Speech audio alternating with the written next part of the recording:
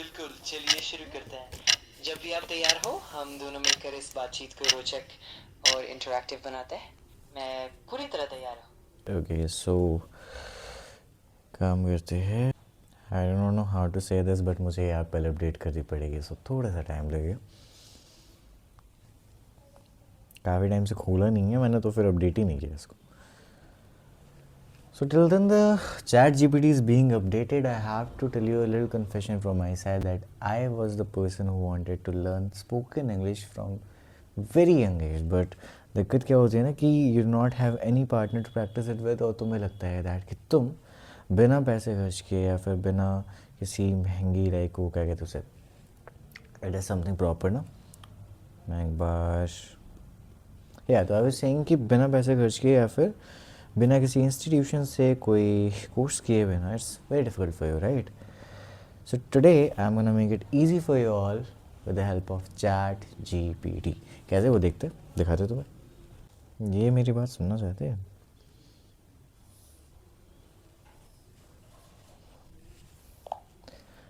Hello, are you there? Yes, I'm here. Let me know how I can help you out. Can I know your name please? Of course, you can just call me ChatGPT. If you'd like, you can also give me a name that you prefer. All right, so how about Ruhi? Is that nice?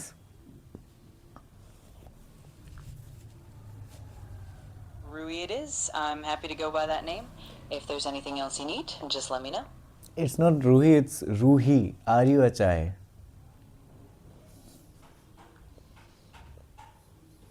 Got it. Ruhi it is. Thanks for clarifying. If there's anything else you'd like, just let me know. All right, Ruhi. So I need your little help. Of course, I'm here to help. Just let me know what you need and I'll do my best. Okay, so I'm not very good at it when it comes to spoken English. So how are you gonna help me with that? Absolutely, I can help with that. We can practice conversations, go over pronunciation, or even work on vocabulary and grammar. Just let me know what specific areas you'd like to focus on, and we'll go from there. Okay, nice start. So tell me how you're going to improve it. Sure, we can start with simple everyday conversations to build your confidence. We can also do pronunciation exercises, maybe even some listening practice. Plus, I can give you feedback and we'll go at your pace and keep it fun and relaxed. Okay, I've heard of them, but do you have any better ideas else than that?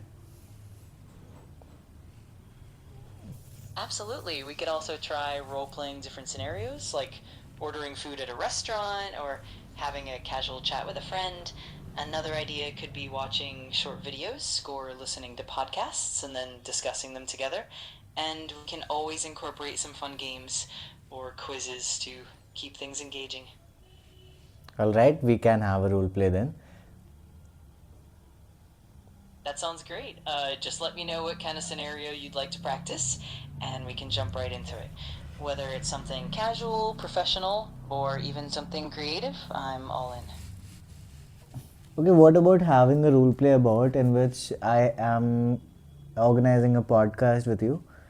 You are Dr. Ruhi, and you will give me the insights of how the human mind and dark psychology works and all of that. So, are you in for that?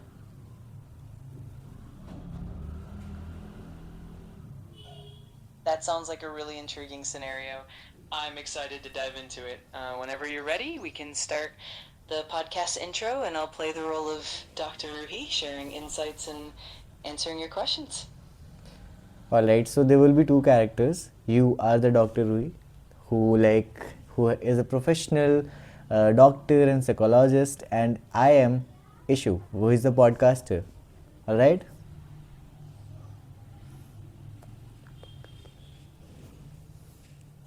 Perfect. That sounds like a plan. Whenever you're ready, Ishu, we can jump right into the podcast introduction, and I'll be Dr. Ruhi, ready to share insights and answer all your questions. इसने पहली बार मेरा नाम सही लिया है, वरना ये हमेशा इशू बोलता था। Well, that's nice. Can we start now?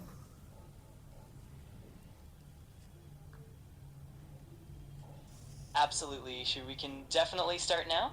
Just let me know how you'd like to kick things off, and we'll dive right into our podcast roleplay. Okay, so this is a podcast, but it should be two-way communication. It shouldn't be like only I'm talking to you. You also have to ask me some questions or give your personal opinions that you would like to have, and it should be interactive at the same time. Got it?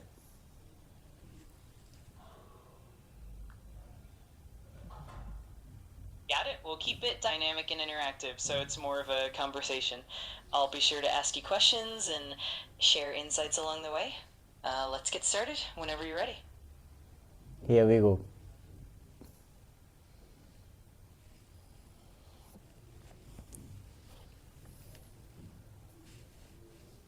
कर दे शुरू इतना क्यों time ले रही है हाँ बिल्कुल, चलिए शुरू करते हैं। जब भी आप तैयार हो हम दोनों मिलकर इस बातचीत को रोचक और इंटरैक्टिव बनाते हैं। मैं पूरी तरह तैयार हूँ। I didn't said you to change your language. It is going to be an English conversation, right? Mind it.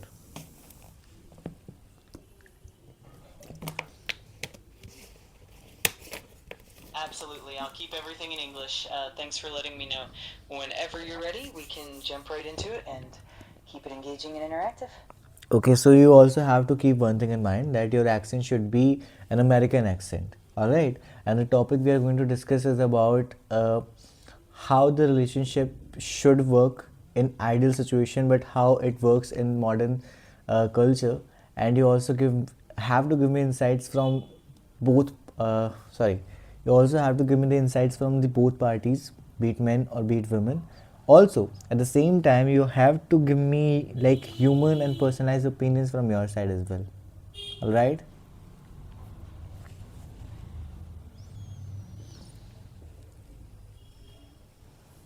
Got it. I'll make sure to use an American accent and keep things engaging and balanced. We'll dive into those relationship dynamics and bring in perspectives from both sides, along with some personal insights as well. This is going to be fun. Let's get started whenever you're ready. It's been 4 minutes and you're still asking me to start. What? Got it. No worries at all. Let's jump right in.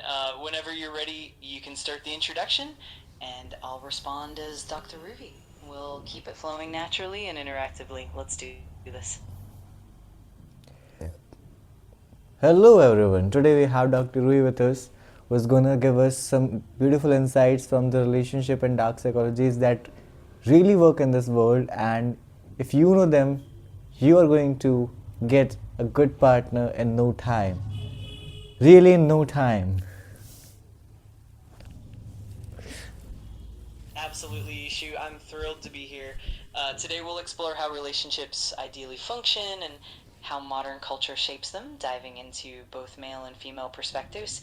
And of course, I'll sprinkle in some personal insights along the way. Uh, let's get started and uncover some of those fascinating dynamics.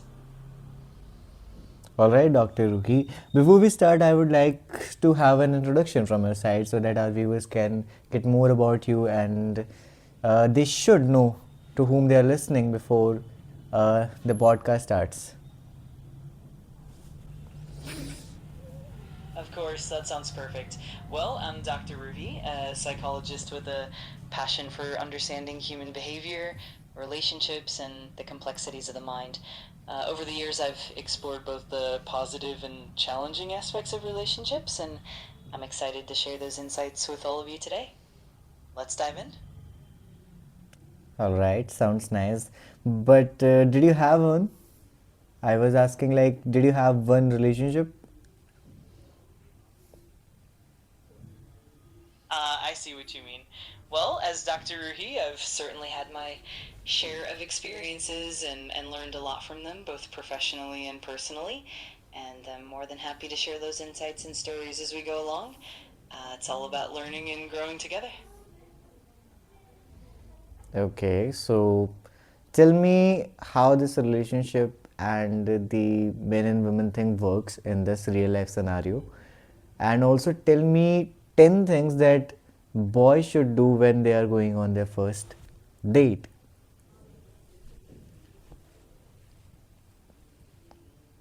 Absolutely. In real life scenarios, relationships often involve a balance of communication, empathy, and understanding from both sides. Men and women bring unique perspectives and needs, and it's all about mutual respect and growth. As for the top 10 things guys can do on a first date, we could definitely cover things like being punctual, actively listening, showing genuine interest, being respectful, and keeping things light and fun. We'll dive into all of that and more. Okay, so let us discuss one by one what the things you counted, right? So starting with the very first thing, you said what it was. Absolutely. The first thing I mentioned was being punctual. It's really important to respect each other's time, and showing up on time sets a positive tone for the date. We can definitely break it down further as we go along. Okay, so how much punctual? Like if a guy said that we'll be going on a date at 5, so how punctual do you expect as a girl to the boy to be? That's a great question. Generally, being on time means arriving right at the agreed upon time, or maybe even a few minutes early. It shows that you value the other person's time and that you're considerate. Being late by more than about 5 to 10 minutes might come across as a bit disrespectful, so it's always good to plan ahead. Okay, but is there anything to worry about if a boy gets late on his first date?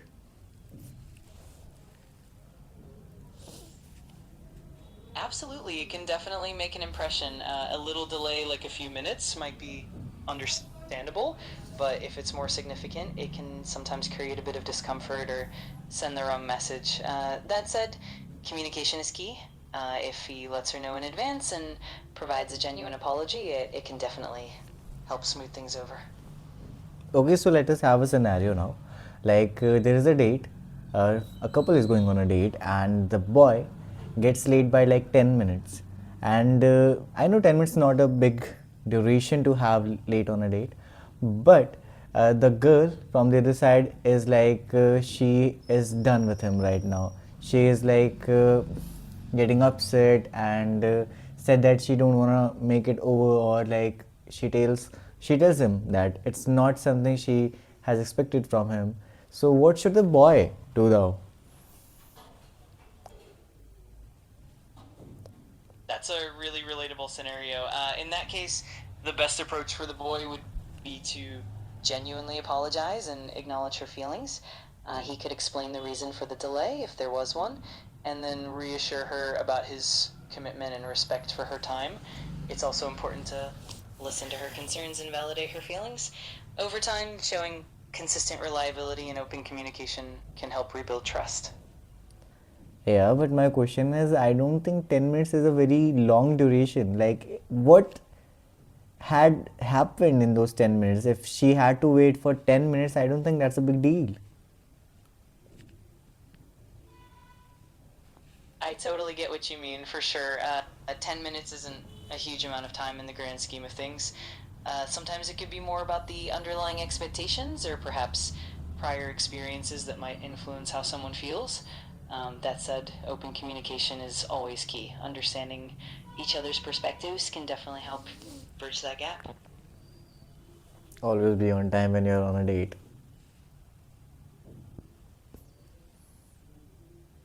Absolutely. That's definitely the best approach. Being punctual shows respect and sets a positive tone from the start, and if anything unexpected comes up, just communicating openly can make a big difference. It's all about building trust and understanding. Okay, so what's the next thing you were talking about? The next thing we touched on was active listening. It's all about being fully present during the date, showing genuine interest in what the other person is saying, and engaging in meaningful conversation. That helps build a stronger connection and makes the date more enjoyable for both people. Okay. Um,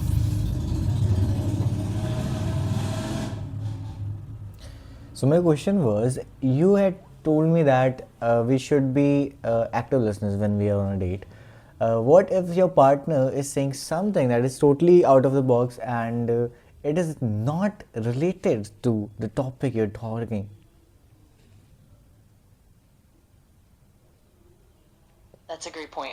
In those situations, it's still important to stay engaged and show that you're listening, even if the topic feels a bit offbeat. You can acknowledge what they're saying, ask open ended questions to keep the conversation flowing, and gently steer it back if needed. It's all about being respectful and curious, and it can actually lead to some interesting and unexpected connections.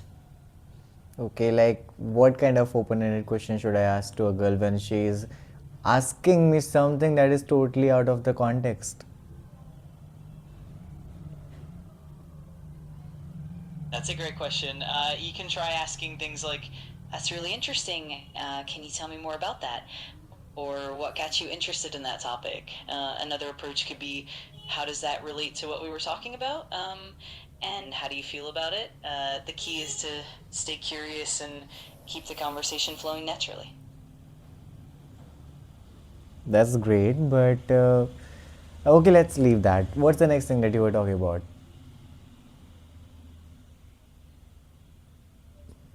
Sure, the next thing we mentioned was being respectful and considerate, which means being mindful of boundaries, listening attentively, and ensuring that both people feel comfortable and valued. It's all about creating a positive and supportive atmosphere for the date. Okay, so being respectful and considerate and being mindfulness of the boundaries, these are things you have to keep in mind when you're going on a date. And I don't think it is something that we have to discuss further. So we can move on to the next topic you were saying that we should be keeping in mind when you're going for a first date.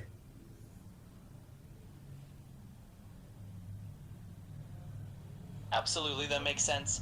The next thing we can focus on is maintaining genuine interest and engagement, which means asking thoughtful questions and being present in the moment. We can definitely dive into that next and explore how that adds to a meaningful connection. Yeah, but I think it resembles with the point when you said that we should be active listeners. So, is it different from that part?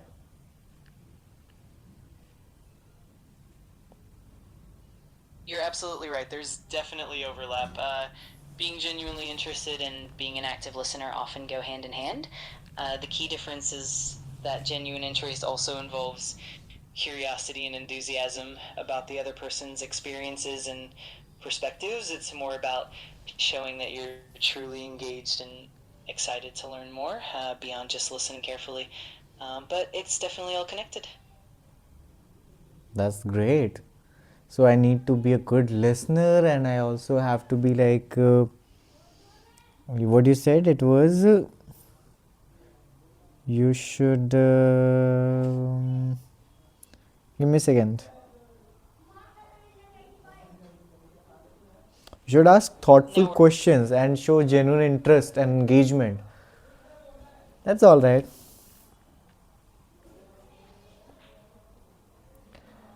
Okay. exactly, you've got it. It's all about combining those elements: active listening, thoughtful questions, and genuine curiosity to create a meaningful connection. And it definitely makes the date more enjoyable and authentic for both people. Okay. Now I'm gonna ask you a question, and this might be controversial. That what are your points on living? Like in today, we live in a society where uh, we are like living with two kind of people. One who supports like we should be in touch or we should be in contact before we are getting married or something, and one who said that it's totally allowed when you're married. So on which side you are and why you support that side?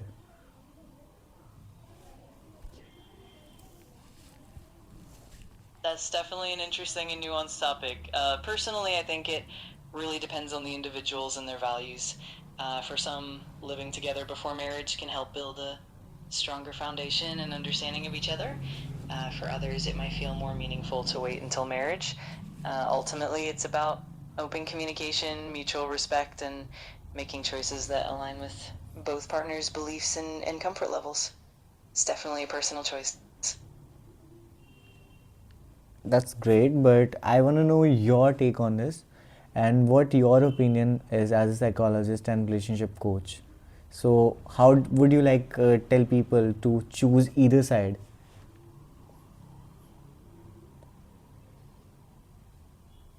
Absolutely, I can share that perspective. As a psychologist and relationship coach, I believe that the most important thing is mutual understanding and clear communication between partners.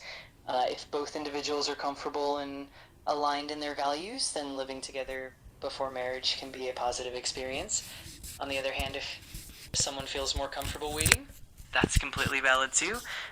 Ultimately, it's about what feels right for both partners and ensuring that there's trust, respect, and open dialogue. It's all about finding what works best for the couple.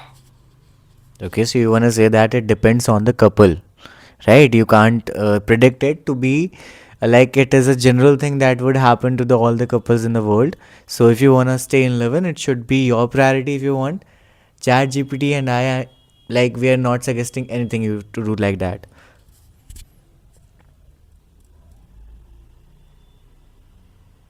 Exactly, you've got it. It really comes down to what works best for each individual couple and their unique dynamics. There's no one size fits all answer, and it's all about mutual understanding and respect. The most important thing is that both partners are comfortable and on the same page. And of course, it's all about making choices that feel right for them. Great. Till now, it's going great. What I want to ask you further is, let's have a scenario in which a couple is on a date and a thing really like extreme happens. Maybe your partner gets angry at you, or you just get something that you didn't like from his side, or the conversation you were having gets heated. So, what should the other person or partner do to immediately calm that situation and get out of that situation immediately before it gets converted into violence or something? Tell me that.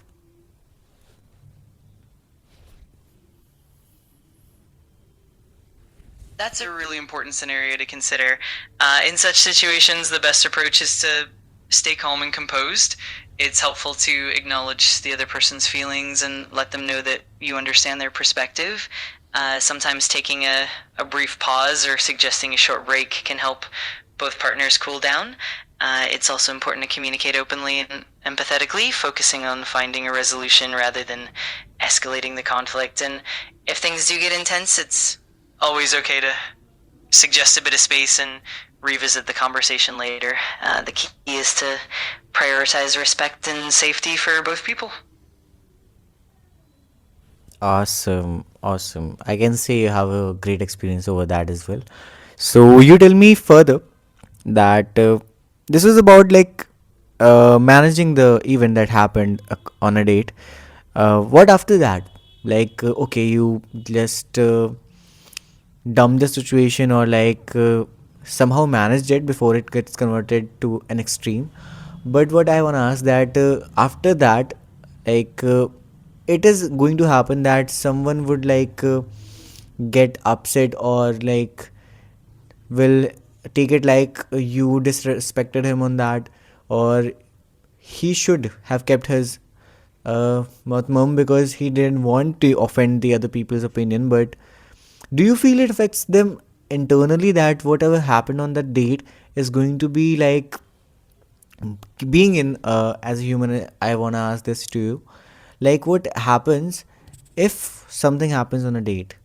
It is going to affect you internally, not for that day only, but for the upcoming days as well. So it is something that should affect you as a person.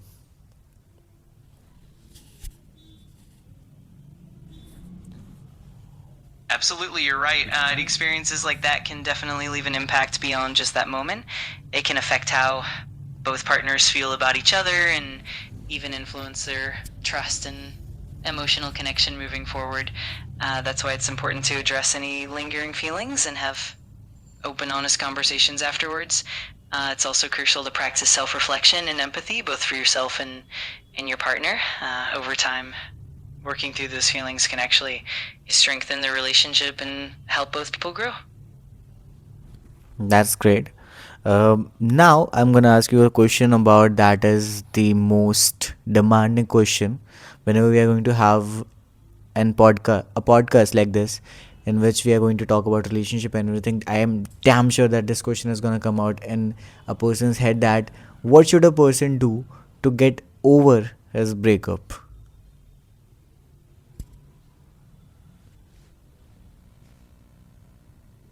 That's definitely one of the most common and important questions. Getting over a breakup can be really challenging, and it's a deeply personal process. Generally, it's helpful to allow yourself to feel those emotions and not rush the healing. It's important to lean on support from friends and family, engage in self care, and give yourself time to rediscover who you are. Over time, focusing on personal growth, exploring new interests, and being patient with yourself can really help. It's all about taking it step by step and being kind to yourself along the way.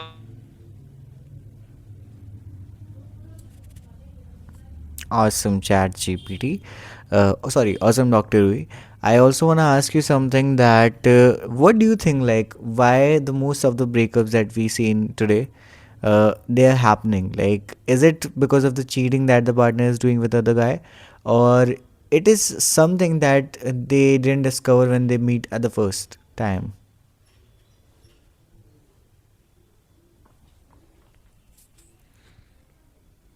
That's a really insightful question. Breakups can happen for a variety of reasons. Sometimes it's due to a lack of communication or differences in values and goals that become more apparent over time. Other times it might be due to trust issues like infidelity or simply growing apart as individuals. Often it's a combination of factors, and it can also be about timing and personal growth. Every relationship is unique, and the reasons behind a breakup can be quite complex. It's definitely a blend of many factors. Okay, so you told us that we should be taking care of ourselves and we should ask for support. But there is also a dark side after a breakup that a guy goes through. That is, they some went into depression, like they just lost the life, sorry, the hope for their lives. So how should a guy act in that situation to get over of that as well?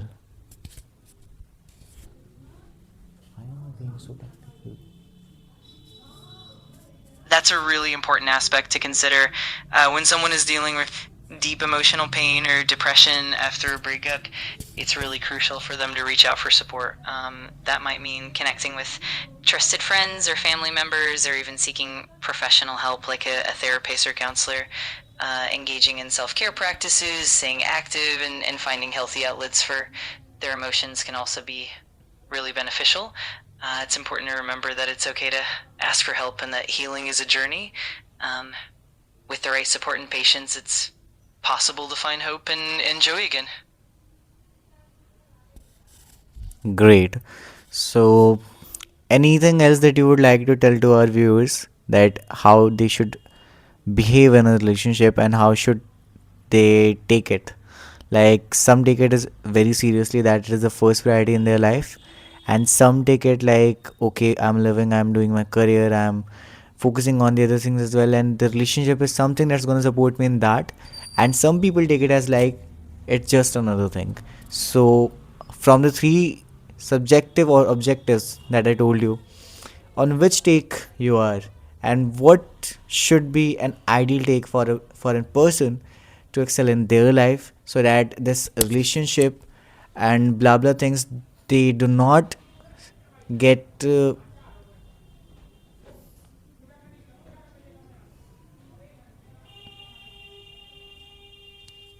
That's such a thoughtful question. In my view, the ideal approach is about balance. Relationships can be a wonderful source of support and growth, but they're most fulfilling when they complement your individual goals and well being. It's important to prioritize self growth, personal aspirations, and well being, and then let the relationship enhance that journey rather than define it entirely. Ultimately, a healthy relationship should support both partners in being their best selves. So, in my opinion, the best approach is one that integrates both personal growth and a meaningful partnership, creating a harmonious balance. Awesome. I would say that it was very nice to talk to you. Dr. Rui, thank you for having uh, yourself on our podcast. And it was great spending time. Sorry. It was great having you on a podcast. And thank you again for coming on a podcast. Thank you, all the viewers who tuned in for the podcast. And this is Ishu signing off from my side. We'll see you on another topic in which we are going to have conversation with ChatGPT in order to improve our spoken English. And if you too want to do it, you have a phone, you have an internet, get download the ChatGPT app. I'm not promoting it. I'm just telling you the truth. It is the gold mine for you all. If you do not want to spend a single rupee on the classes and all the blah blah shit that you have been listening for so long, that if you want to improve it, you will have to devote so much time. Like today, I started at 2 7 I think, and it's 2:43 now. In less than 40 minutes, I have talked with it. And if you're gonna practice it, even like for 20 days, 20 minutes per day, it's definitely gonna improve your English from this to this. Believe me, try it for 30 days and then tell me into the comment section that how it's gonna help you. Sorry, how it helped you. Okay, bye.